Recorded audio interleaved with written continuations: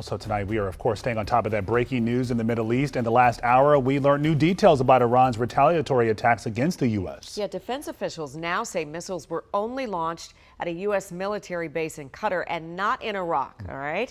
They also say a malfunctioning Iranian missile triggered the Iraq alert. All right, so a bit of clarity there. Also tonight, President Trump is posting on social media saying, "Congratulations, world, it's time for peace." Rafael Sanchez Cruz has more reaction from the administration. A lot of folks, Rafa, wondering what now? Yeah, well, President Donald Trump's posts on social media are coming after he reportedly met with security officials today. President Trump saying no Americans or Qataris were killed or wounded in today's retaliatory attacks on the Al Udeid Air Base, the largest U.S. air base in the Middle East. Now, an estimated 10,000 troops are stationed there. Qatar's military air defense says it successfully intercepted multiple Iranian missiles flying over Doha. This is in response to the U.S. striking the Iranian nuclear facilities over the weekend.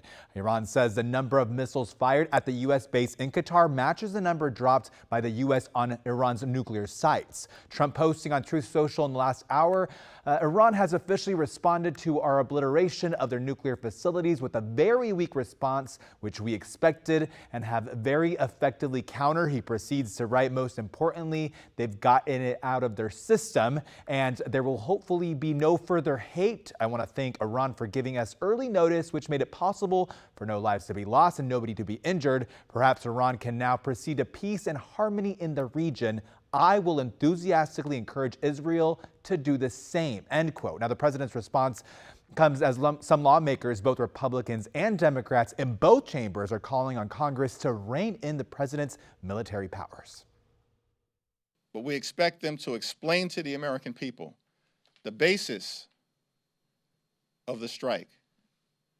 What were the results in terms of actually thwarting Iran's capacity to become a nuclear power? And what are the Trump administration plans to avoid another potentially disastrous war in the Middle East? I don't think this is an appropriate time for a war powers resolution, and I don't think it's necessary. Listen, for 80 years, presidents of both parties have acted with the same commander-in-chief authority under Article 2. It's all politics. This is not a time for politics. Yeah, I talked to some Americans living in Qatar. They tell me it was a scary situation because initially they were just instructed by the U.S. embassy to shelter in place. In the last 15 minutes, they told me that luckily the military base is far from cities, so they're feeling safer right now, but like many of us are just wondering what's next.